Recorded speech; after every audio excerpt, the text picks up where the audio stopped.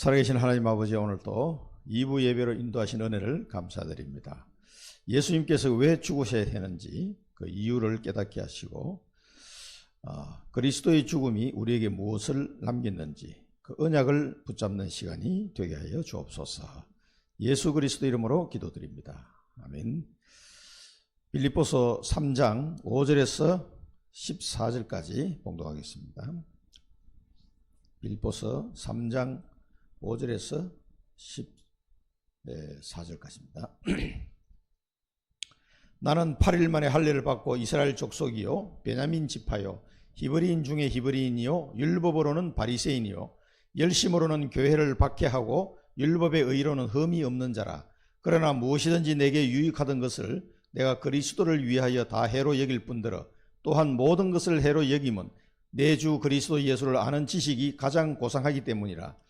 내가 그를 위하여 모든 것을 잃어버리고 배설물로 여김은 그리스도를 얻고 그 안에서 발견되려 함이니 내가 가진 의는 율법에서 난 것이 아니요 오직 그리스도를 믿음으로 말미암은 것이니 곧 믿음으로 하나님께로부터 난 의라. 내가 그리스도와 그 부활의 권능과 그 고난에 참여함을 알고자 하여 그의 죽으심을 본받아 어떻게 해서든지 죽은 자 가운데서 부활에 이르려 하노니 내가 이미 얻었다 함도 아니요 온전히 이뤘다 함도 아니라 오직 내가 그리스도 예수께 잡힌 바 된 그것을 잡으려고 달려가노라. 형제들아, 나는 아직 내가 잡은 줄로 여기지 아니하고 오직 한 일 즉 뒤에 있는 것은 잊어버리고 앞에 있는 것을 잡으려고 표대를 향하여 그리스도 예수 안에서 하나님이 위에서 부르신 부름의 상을 위하여 달려가노라. 아멘. 예수님께서 왜 죽으셔야 하는가? 예수님께서 죽지 않으면 우리 모든 사람들이 살 길이 없죠. 그래서 예수님은 그걸 아시기 때문에 십자가의 고난을 기꺼이 감수하셨습니다. 모든 하늘 보좌에 모든 권세를 다 내려놓으시고 사람의 몸으로 오셔서 십자가의 고난을 친히 당하셨습니다.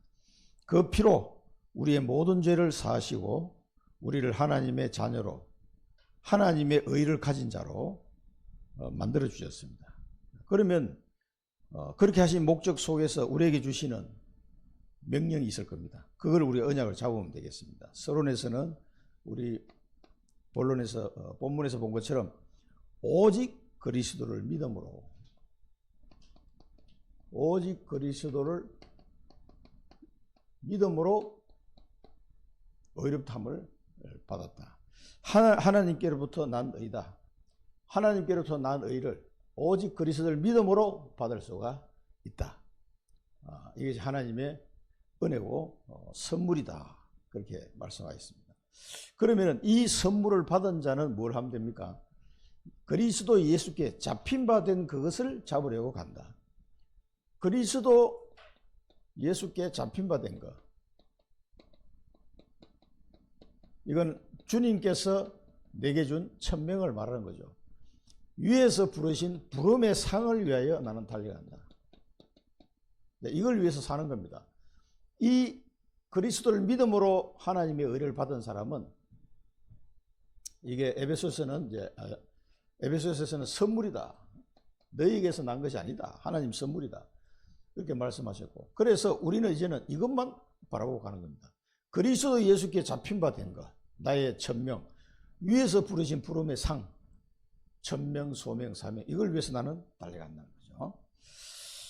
그래서 우리 교재를 보면은 지상 최대의 사건 중에 하나가 예수님의 죽으심이다. 죄 없이 죽으셨을 뿐만 아니라 더욱 놀라운 것은 구약에 수백 번 예언되었다는 사실이다. 구약의 주제는 바로 예수의 죽음이다. 그 뭡니까? 피제사. 구약의 주제는 피제사였어요. 피제사. 구약의 주제는. 그래서 여자의 후손의 언약을 붙잡고 계속 피제사를 드리는 겁니다. 이게 가장 하이라이트가 모세 시대 때 유월절 사건으로 보여주시죠. 유월절 사건. 그래서 출애굽기에 보면은 양의 피 바른 날 완전 해방. 그래서 출애굽기 12장에 자세하게 나오죠. 6월절에. 그래서 그 양을 식구수대로 해서 잡아먹고 짐을 다 싸고 옷을 입고 허리띠를 메고 급하게 먹어라. 그리고 그 양의 피는 문설주에 발라라. 그러면 이 하나님이 보낸 하나님의 사자가 지나갈 때 그 피가 표징이 되어서 그 피 바른 집은 건너가야 될 거고 나머지는 다 죽게 될 것이다. 그 6월절이죠. 그게 피 제사의 아주 상징적인 사건이었습니다. 그래서 완전 애굽에서 출애굽하는 출허감의 비밀을 설명한 겁니다. 출애굽을 통해서 피제사. 이게 구약 내내 이걸 가지고 설명하시고 모세 시대 때 아주 상세하게 이 제사 제도를 하나님이 주셨습니다. 그리고 아브라함에게 모리아산에서 아브라함에게 알려주신 거죠. 이삭 대신 뭡니까? 숫양. 이삭 대신 누가 죽어야 돼요? 이삭이 죽어야 되는데 아니 어린 이삭이 무슨 죄가 있습니까? 근데 죽어야 돼요. 원죄 때문에. 그래서 이삭 대신에 하나님이 여호와 이레로 준비한 숫양을 대신 번제물로 드리게 함으로써 하나님의 뜻을 전달했습니다. 여호와께서 여호와 이레로 준비하시는 숫양, 그게 뭡니까? 예수 그리스도. 그래서 아브라함과 이삭은 확실히 깨달았습니다. 내 아들 이삭이 죽어야 되는데 하나님이 대신 제물을 준비하셨구나. 그래서 예수님은 그래서 요나 사건에서도 요나가 물고기 뱃속에 3일 동안 들어갔다 나왔는데 이 3일도 예수님은 말씀하셨습니다. 직접 말씀하셨습니다. 이 요나의 표적 외에는 내가 보여줄 게 없다. 이렇게 말씀하셨어요. 3일 동안에 우리를 위해서 죽으셨다가 부활하실 것을 말씀한 것이죠. 그 다음에 양 잡는 의식.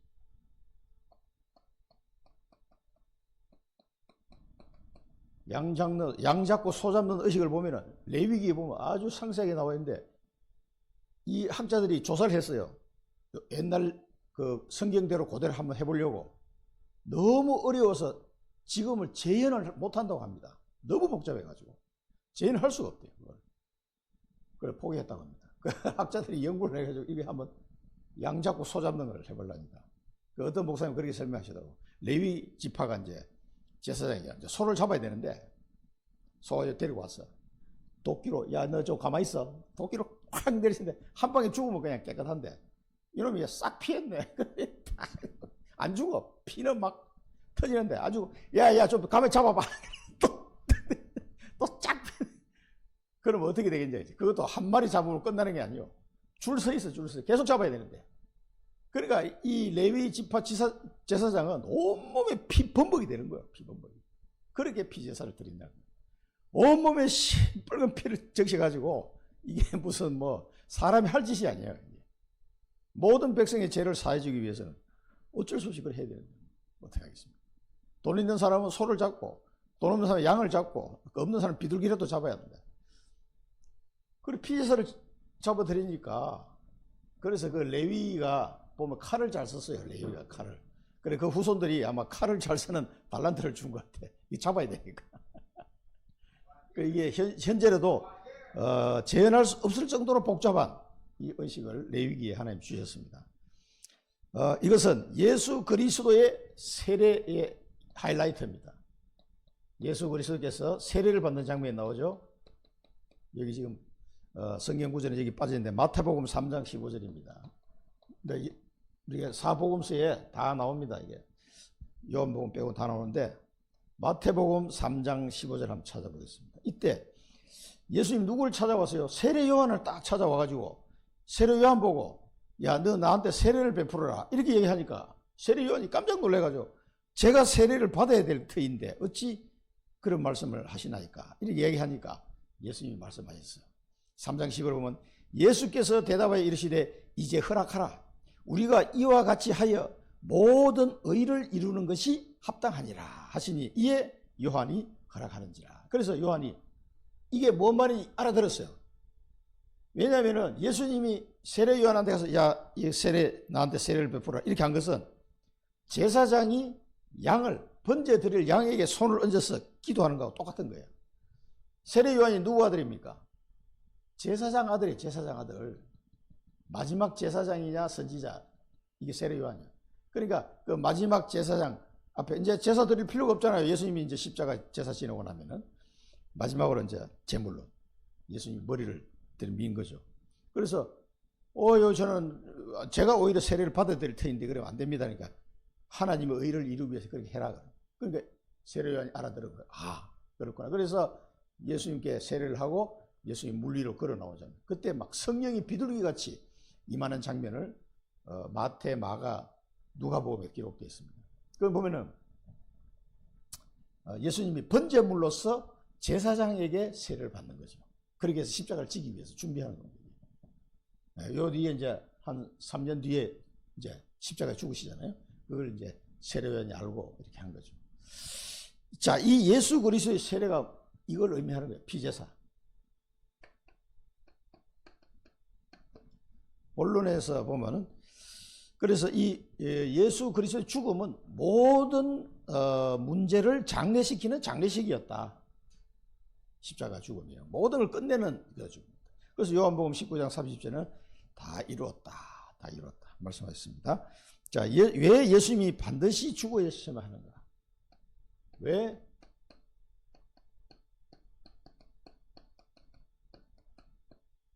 왜 이 죽음을 해야 되느냐? 자, 여기 보면 죄의 결과는 죽음이다. 죄의 결과는. 그 창세기 2장 17절에 언약을 주실 때부터 이 선악을 알게 하는 나무를 먹을 때는 정령 죽으리라. 정령 죽으리라. 이게 죄의 결과가 죽음이에요. 죄의 결과가 죽음이란 말이에요. 자, 이때부터 인간은 죽기 시작해요. 그때 아브라함이 이 선악을 먹고 에덴 동산에서 쫓겨나면서부터 나이가 카운트되기 시작해요. 이제 나이가 먹는 거예요. 그래 아담이 930세에 죽었단 말이에요. 죽음이 찾아온 거죠. 처음에는 아담과 하와는 죽음이 뭔지를 사실은 지식적으로는 알지만 실제적으로는 죽음이 뭐지? 죽어봐서야 알지.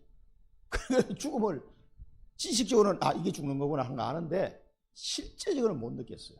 아담과 하와. 근데 언제 느낍니까? 한 세대 가기 전에 가인과 아벨이 싸워가지고 가인이 동생 아벨을 쳐 죽여버렸어요. 그 아벨의 장례를 누가 치렀겠어요? 아담과 하와가 치러요. 자기 둘째 아들이 죽은 모습을 보면서 이게 죽음이구나. 그 죽음으로 인한 아픔과 고통과 괴로움을 그때 느낀 거예요. 머리로 아는 거하고 실제로 당한 거하고 천지 차이. 죽음이 이런 건가? 왜냐하면 아담과 하와는 죽음이라는 걸 모르고 살았기 때문에 아주 오랫동안. 그 에덴 동산 살은 기간이 얼마인지는 아무도 몰라요. 지금 인간의 지금 시간표로 계산할 수가 없으니까. 그러니까 정령 죽으려 했는데 그 죽음의 고통이 얼마나 큰 건지를 어렴풋이 머리로는 알겠죠. 자기 아들이 딱 죽은 모습을 보면서 얼마나 애통하고 힘들었겠어요. 아담 하와. 그때 죄의 결과가 이런 거구나 알았을 거예요. 그래 이제 이때는 처음에는 몰랐어요. 그래서 이게 그냥 먹어버린 거예요. 그래서 이 죄의 결과로 죽음이 인간에 찾아요. 그리고 아담은 930세에 죽었습니다. 영원히 살아야 될 존재가 죽음을 맞이하게 된 거죠. 이 땅에 의인은 없으면 모든 사람이 죄를 범했다. 모든 사람이 다 죄인이야. 로마서 3장 10절 23절 모두 죄인이다. 왜? 이 원죄 속에서 태어나기 때문에 어쩔 수가 없어요. 그래서 히브리서 9장 27절에는 사람에게 한 번 죽는 것은 하나님이 정하신 바요.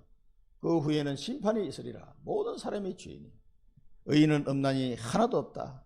모든 사람이 죄를 범하였음에 하나님의 영광에 이르지 못한다. 참 이런 결과입니다. 이런 정도로 끝나는 게 아니라 이 죄의 결과로 마귀의 손에 완전히 사로잡혀요. 그래서 요한복음 8장 4절 마귀 자녀로 살아가. 마귀 자녀로. 아무도 마귀 자녀로 살아가고 싶은 사람이 아무도 없습니다. 근데 어쩔 수 없이 마귀의 종로로 타고 살아가는 거죠. 그 결과로 우상 숭배 속으로 저주와 재앙 속으로 운명에 빠져서 계속 살아갑니다. 원인을 몰라. 나 열심히 살았는데 왜 이렇지?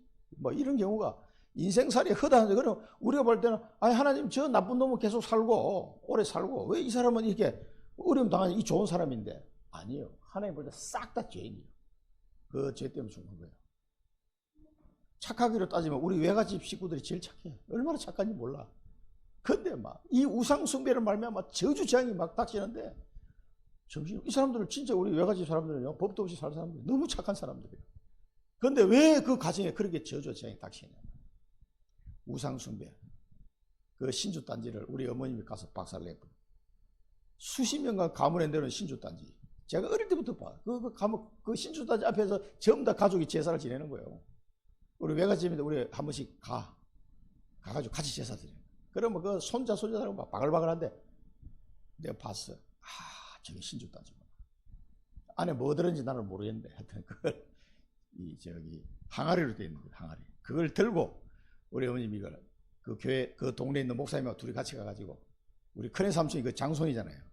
암이 걸려서 돌아가시기 직전인데 마지막으로 오빠 목사님 모시고 하세요. 저거 정리하자. 그래 알았어 해라. 그래 돌아가시기 전에 신주단지 정리하고 돌아가셨다니까. 아이 어머니 가서 영접을 시켜야지. 그냥 완전 어머님이 아이고 내가 영접시킬 줄 몰라가지고 아니 그래도 외삼촌이 그 정도 마음 문 열렸으면은 우리 외삼촌은 너무 착한 분이에요. 제가 볼 때는 진짜 법도 없이 살 사람인데 그 하나님을 모르는 게 어떻게 해?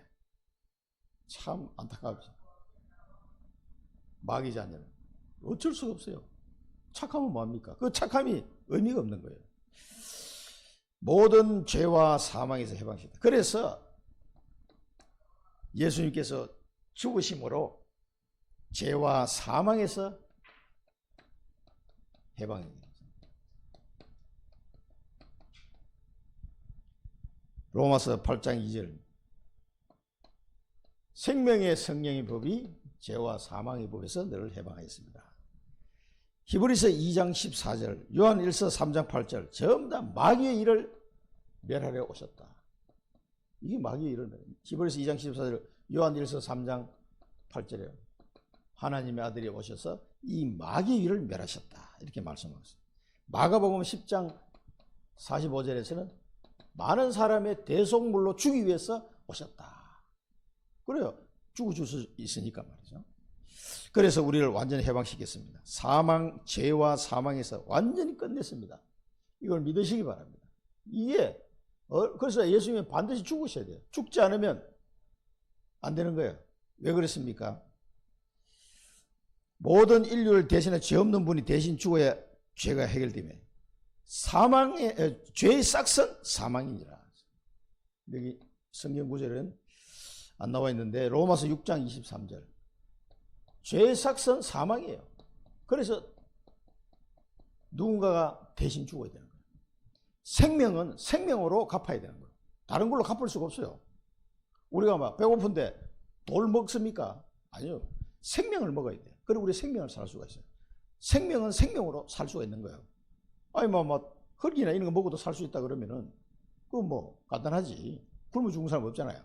근데 생명은 생명으로 먹어야 돼요. 그래서 살 수 있습니다.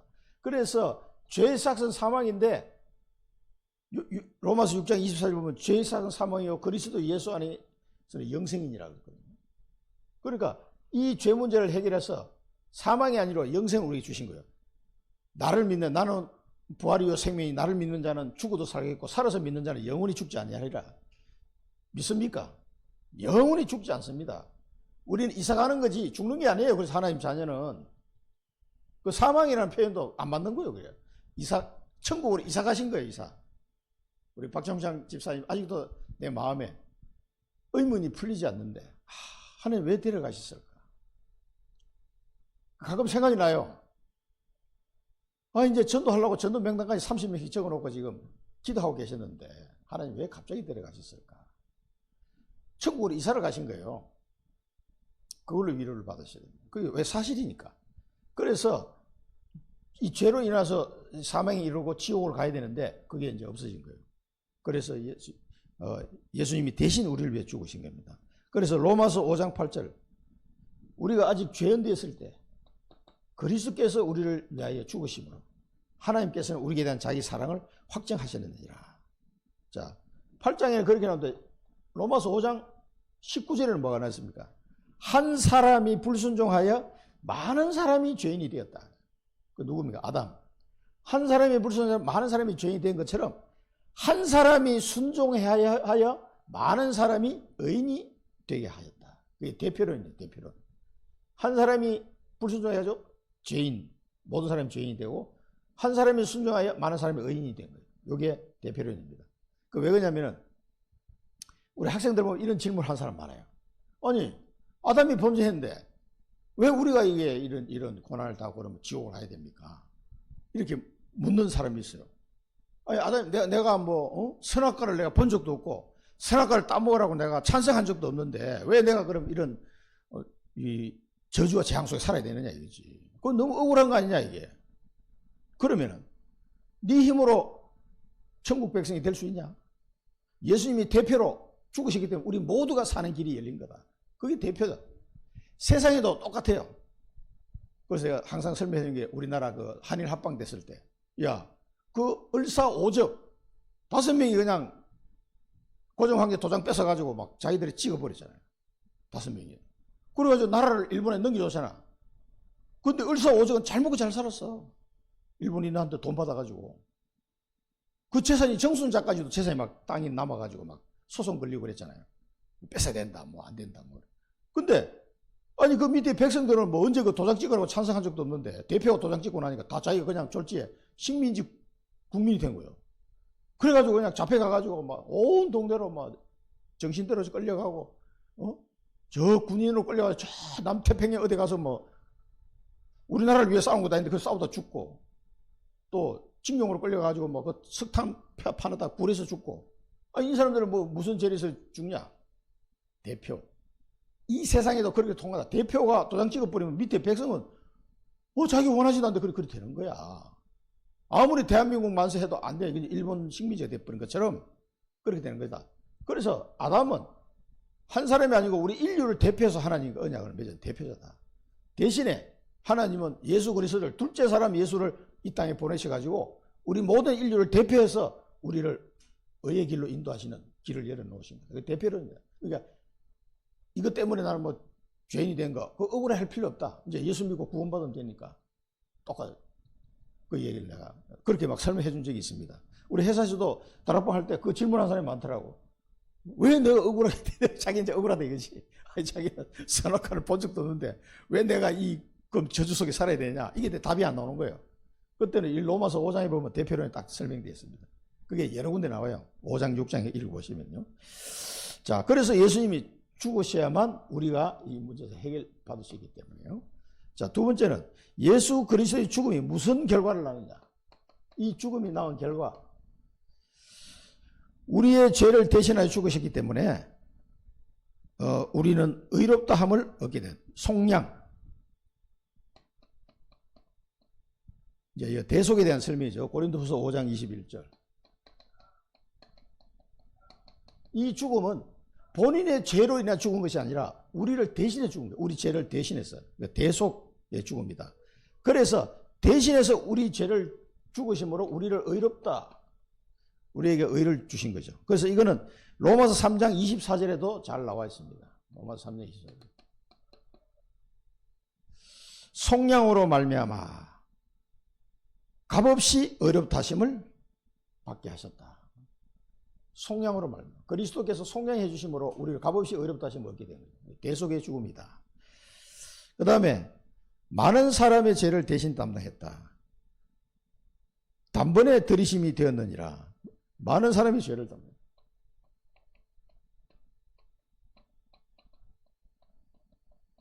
이거 죄를 담당했어요. 히브리서 9장 28절. 많은 사람의 죄를 담당하셨습니다. 그래서 많은 사람의 죄를 담당하시고 단번에 들이신 바가 되셨다. 예수님이 자기 몸을 갖다가요. 그 다음에 그리스도가 우리 죄를 대속하기 위해 영원한 제사를 통해 자신의 몸을 단번에 들이심으로 말미암아 우리가 거룩함을 얻었다. 히브리서 10장 10절. 그래서 우리를 죄인이었던 우리가 거룩한 백성으로 바뀌게 되는 이 은혜를 주셨습니다. 그 다음에 하나님께로 인도하기 위해 불의한 우리를 대신 죽으셨다. 베드로전서 3장 18절.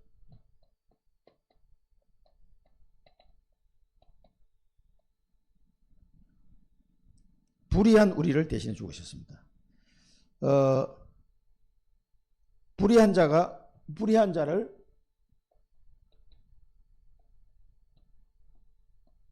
의인으로. 그 다음에 베드로전서 1장 23절이면 참고하시면요. 우리가 거듭난 것은 썩지 아니할 씨로 된 것이다. 썩을 씨로 된 것이 아니고 살아있고 항상 하나님 말씀으로 된 것이니라. 그래서 육체로는 죽임을 당하였으나 영으로는 살리심을 받았느니라. 그래서 불의한 우리를 의인으로 만드는 그런 죽음이었다. 세 번째는 그리스도의 죽음의 비밀은 무엇인가? 죽음의 비밀. 마귀의 일을 멸하기 위함이다. 자, 이 죽음의 비밀을, 마귀의 일을 멸하게 됐습니다. 이 비밀을 통해 요한일서 3장 8절.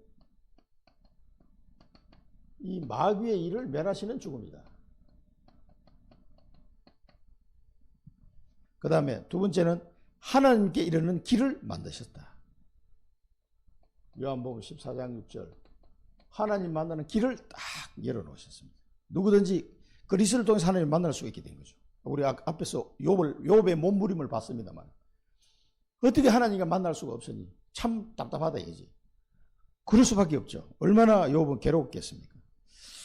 죄의 몸을 멸하여 다시는 죄에게 종노하지 않게 하려고 죽으셨다. 죄의 종에서 의의 종으로 바뀌는 거죠. 로마서 6장 6절. 우리가 이제는 죄의 종이 아니고 의의 종으로 바꾸는 비밀이 숨어 있습니다. 그래서 마귀의 일을 멸하시고 하나님 만나는 길이 되시고 우리를 의의 종으로 만드시는 그 그리스도의 죽음의 비밀이 이 속에 있습니다. 그래서 사단이 제일 싫어하는 이름이 그리스도, 예수가 그리스도라는 사실을 말할 때마다 사단은 벌벌 떠는 거예요. 완전 사단이 망하는 길이기 때문에 완전히 사단의 저주 속에서 종노를 하는 우리를 의의 종으로 바꾸는 길이기 때문에 사단이 제일 싫어하는 거예요. 그래서 예수가 그리스도라고 얘기하는 이 단체를 계속 공격하는 거예요. 사람을 막 못 살게 하고 별의별 사람들이 다 있어요. 별의별 인간들이 다 방해를 하고 합니다. 여러 가지 뭐 이런 걸 해가지고. 그러니 진짜 복음을 전할 때는 반드시 핍박이 오게 돼 있다. 그거 기억해야 됩니다. 핍박이 두려우신 분은 복음을 안 전해도 됩니다. 아니 나는 괜찮아 상관없다. 나는 핍박이 와도 상관없다. 나 복음 전하겠다. 그런 사람 복음 전하시면요 엄청난 축복이 하늘의 상급이 그 사람에게 준비되어 있습니다. 그래서 예수님도 핍박을 받았는데 우리가 핍박을 안 받겠다. 그거는 있을 수 없는 일이에요. 이 세상에 사단의 나라를 없애고 하나님 나라를 이루는 이 영적 싸움을 하게 되면요 반드시 핍박은 오게 되어 있어요. 두려워하지 마시기 바랍니다. 하나님은 우리에게 이길 힘을 주셨고 능력을 다해 주셨습니다. 그래서 염려할 거 없어요. 예수가 그리스도라고 계속 우리는 얘기해야 됩니다. 자, 구약의 예언적 의미.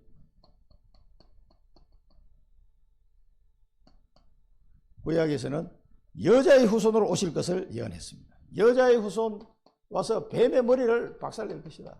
그러니 뭐 여자의 후손 그리스도. 사단이 제일 싫어하는 거죠. 출애굽기 3장 18절은 뭡니까? 피제사의 비밀은 피제사. 피제사를 드리라. 이사야 7장 14절은 처녀가 잉태하여 아들을 낳을 그 이름을 임마누엘이라. 이 이름 뭐예요? 구약성경에는 예언이 되었습니다.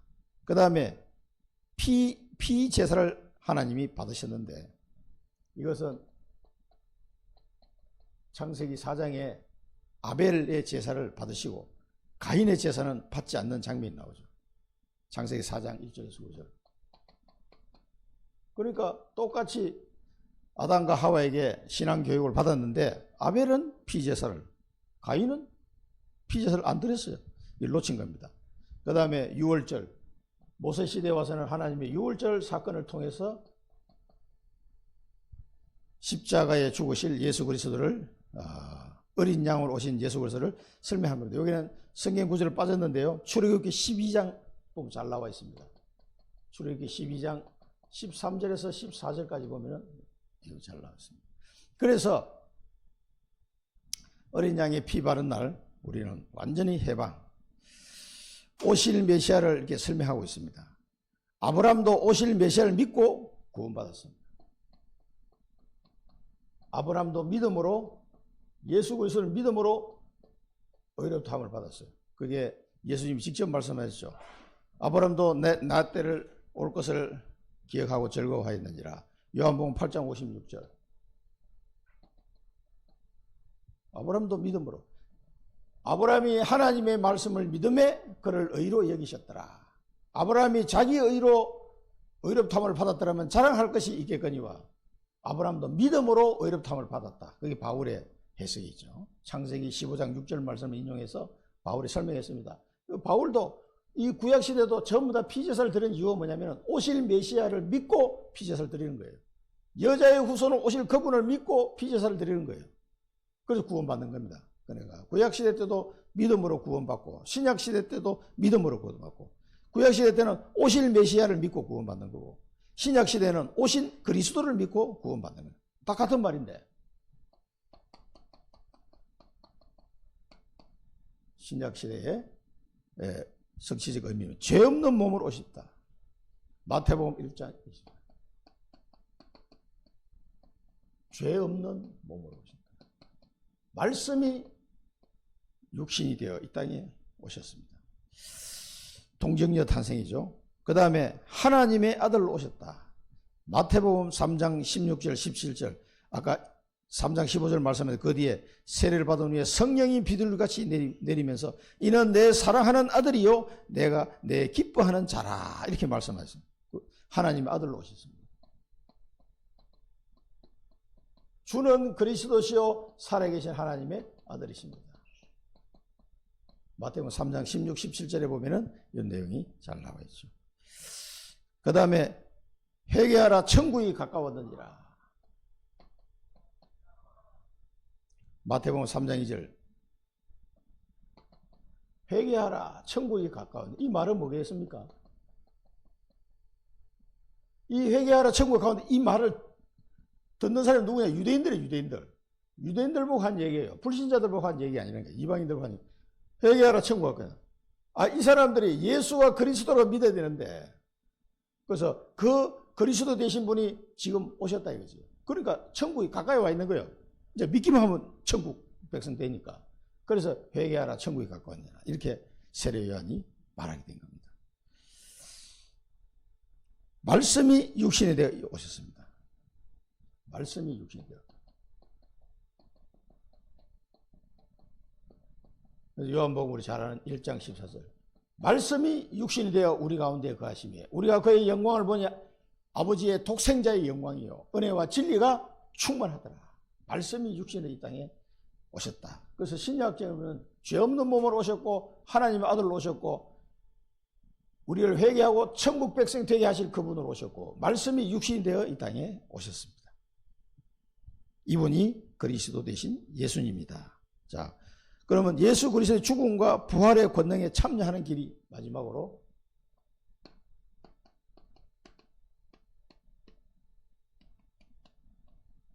부활 권능에 참여하는 길. 근데 이 축복을 받았는데 실제로 못 누리면 안 되겠죠. 참여하는 길이 뭡니까? 그리스도 안에서 옛사람이 십자가를 통해 함께 죽었다. 갈라디아 2장 20절. 이제 내가 사는 것은 내가 육체 가운데 사는 것은 내가 사는 것이 아니요 내 안에 그리스도께서 사시는 것이다. 이제 나는 나를 사랑하사 나를 위하여 자기 몸을 버리신 하나님 아들을 믿는 믿음 안에서 사는 것이다. 그리스도가 내 주인이 돼서 사는 거예요. 주인이 되면 이 부활의 권능에 내가 참여하게 되는 겁니다. 내가 내 주인이 되어 있으면 계속 사단에게 속습니다. 그리스도가 내 주인이 되면 이 부활의 권능에 내가 참여하게 되는 거예요. 능력이 나타날 수밖에 없습니다. 오직 하나님께 영광을 돌려야 한다. 고린도서 10장 31절. 우리를 구원하신 목적이에요. 하나님께 영광을 돌려. 오직 하나님께 영광. 자기 자신의 영광을 돌리면 안 됩니다. 큰일 납니다. 오직 하나님께 영광을. 그래서 먹든지 마시든지 무엇을 하든지 하나님의 영광을 위해서 할 것이니라. 그러니까 우리가 사는 목적이 여기 있는 거예요. 천명 언약을 붙잡고 살면 됩니다. 먹든지 마시든지 무엇을 하든지 하나님께 영광을 돌리기 위해서 하나님 내게 주신 천명 언약을 이루는 걸음을 걸어가면 되는 거죠. 그러면 부활의 권능에 참여하게 됩니다. 모든 것을 배설물로 여기고 그리스도께로 향해 주의 것으로 인정해야 한다. 이거 말이 좀 이상한데 하여튼 빌립보서 3장 7절 9절 우리가 본문 오늘 읽은 대로 그리스도를 아는 지식이 가장 고상함을 인합니다. 나머지는 배설물, 내가 가지고 자랑하던 거 다 배설물. 그리스도를 아는 지식이 가장 고상하기 때문에. 그러면서 바울은 고백했습니다. 이제는 그리스도 예수 안에 예수께 잡히는데 그것을 내가 잡으려고 달려간다. 나는 위에서 부르신 부름의 상을 위하여 달려간다. 이렇게 되면은 부활의 권능에 참여하는 거예요. 그리스도가 내 주인이 되고 무엇을 하든지 하나님께 영광을 돌리는 길로 가고 그리스도께서 차로 잡히는데 그것을 잡으려고 하는 거예요. 위에서 부르신 부름의 상을 달려. 나머지가 배설물을 보일 수밖에 없는 거예요. 그리스도하고 비교하니까. 그래서 결론은 여기다 써요. 결론은 뭡니까? 왜 성육신 하셨냐? 예수님이 왜 성육신 하시고 왜 십자가 지시고 왜 부활하셨는지 왜 성천하시고 재림하시겠다고 약속하셨는지 한 가지 봐야 돼요. 성령을 보내주십니다. 성천하시고 우리에게 성령을 보내주십니다. 왜 그래요? 성육신하시고 십자가 지시고 부활하시고 우리를 구원하셨습니다. 성천하시면서 우리에게 성령을 보내주시고 또 재림하시기도 약속하셨어요. 왜 그렇습니까? 여기서 이 이유를 아는 자는 땅끝까지 정인이 될 겁니다. 이 이유를 아는 자 사도행전 1장 8절에 걸음을 가게 됩니다. 이 이유를 아는 자, 왜 성육신하시고 십자가 지시고 부활하시고 성천하시고 성령을 보내주시고 재림하실 건지 이유를 아는 자, 땅끝까지 정인이 될 줄로 믿습니다. 그래서 예수님이 왜 죽으셔야 되는지 이유를 알고 그 결과와 비밀을 알면 이 부활의 권능에 참여하는 자가 되어서 땅끝까지 정인이 되는 삶을 살게 될 줄로 믿습니다. 기도하겠습니다. 살아계신 하나님 아버지, 저희들을 사랑하셔서 하나님의 아들 예수 그리스도를 이 땅에 보내주셔서 십자가에 죽으시고 3일 만에 부활하셔서 우리의 구주가 되시고 성령으로 우리와 함께 하시게 됨을 감사드립니다. 이제는 영원한 하나님의 자녀로 의의 종으로 살게 하셨사오니 감사합니다. 예수님께서 우리를 위해 죽으셨던 그 이유를 깨닫고 이제는 주님이 재림하는 그날까지 땅끝까지 이르러 그리스도의 정인으로 살아가는 그 주님의 명령을 따라 결단하는 제자가 되게 하여 주옵소서. 예수 그리스도 이름으로 기도드립니다. 아멘.